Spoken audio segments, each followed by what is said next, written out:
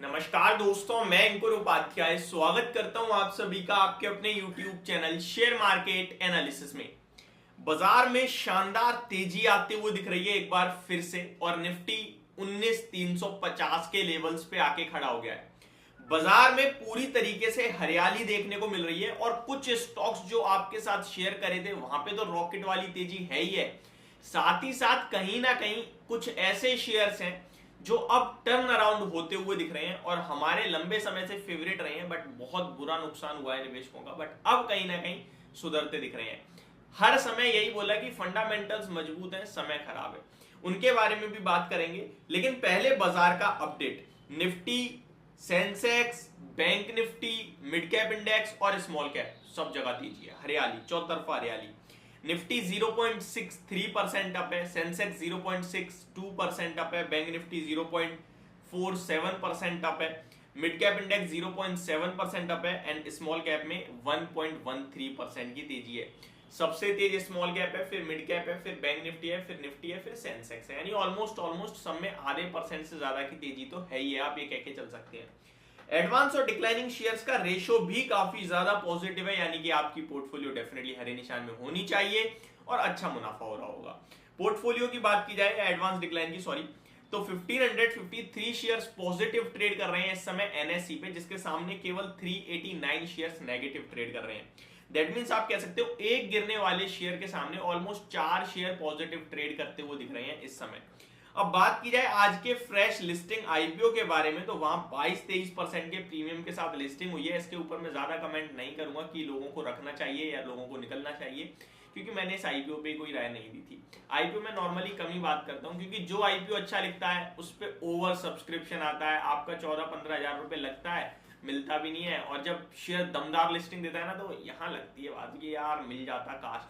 इस काश के चक्कर में हम दोबारा किसी आईपीओ में लगाते हैं और शायद वो अच्छा ना हो और उसमें हमारा पैसा ब्लॉक होता है। तो इसलिए मैं आईपीओ पे कम ही बात करता हूँ, बट किसी किसी आईपीओ पे बात करता हूँ जहां पे बचना चाहिए कि इसमें मत लगाना। लाइक एलआईसी के आईपीओ में मैंने कहा, पेटीएम के आईपीओ में कहा कि मत लगाना, तो वहां पे मैं जरूर बात करता हूँ, लगाने के लिए कभी बात नहीं करता मैं।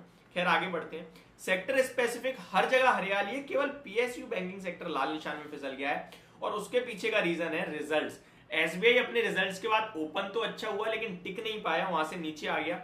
And same bank of Baroda तो 3.5% टूट गया अपने रिजल्ट्स के बाद। वीकेंड पे दोनों ही पीएसयूज के रिजल्ट्स आए थे और इन दोनों के रिजल्ट्स मैंने डिस्कस भी किए थे। क्वार्टर ऑन क्वार्टर जो डिप आई है वो बाजार ने ज्यादा सीरियसली ले लिया, हालांकि बाजार के अनुमान के हिसाब से एसबीआई के नंबर्स अच्छे थे, इसीलिए खुला पॉजिटिव, लेकिन उसके बाद टिक नहीं पाया। अब आ जाते हैं और स्टॉक्स के ऊपर। तो सबसे पहले जिस सेक्टर की बात कर रहा हूं वो है केमिकल, और स्टॉक की बात करूं तो आरती इंडस्ट्रीज। ये शेयर लोगों ने 600 पे लिया है, 620 पे लिया है, क्योंकि मैंने काफी डिस्कस करा था। उसके बाद कंटिन्यू गिरता चला गया, आज 8% की तेजी है, 500 रुपए पे आगे खड़ा हो गया है और रिजल्ट्स आए हैं वीकेंड पे। ये पॉजिटिव मोमेंटम मुझे लगता है और कैरी होना चाहिए, क्योंकि अब टर्न अराउंड दिख रहा है। अब लग रहा है कि केमिकल क्वार्टर ऑन क्वार्टर सुधर रहा है, मे बी आगे और अच्छा करेगा। और ये शेयर बेचना तो है ही नहीं, काफी सारे निवेशक लेके बैठे हैं और मैं कहूंगा बैठे ही रहिए, अभी टेंशन मत लीजिए ज्यादा। कभी कभार अच्छे शेयर समय लगा लेते हैं, जैसे अभी टीसीएस भी लगा रहा है, डीवीज लैब भी लगा रहा है। डीवीज लैब से याद आया, आज रिजल्ट्स की लिस्ट भी है और उस लिस्ट में डीवीज लैब का भी नाम है। Varun beverages, Divi's lab, Adani energy, max health care, NHPC, Bharat forge, Nykaa, Hind petro, gland pharma, ये कुछ बड़े नाम है जिसके नंबर्स आने, और सबसे बड़ा नाम है डीवीज लैब का। रिजल्ट्स क्लोजली वॉच करूंगा, 2-3 क्वार्टर से तो रिजल्ट्स कुछ खास दे नहीं रही है कंपनी और हर बार रिजल्ट्स के साथ गिर रही है।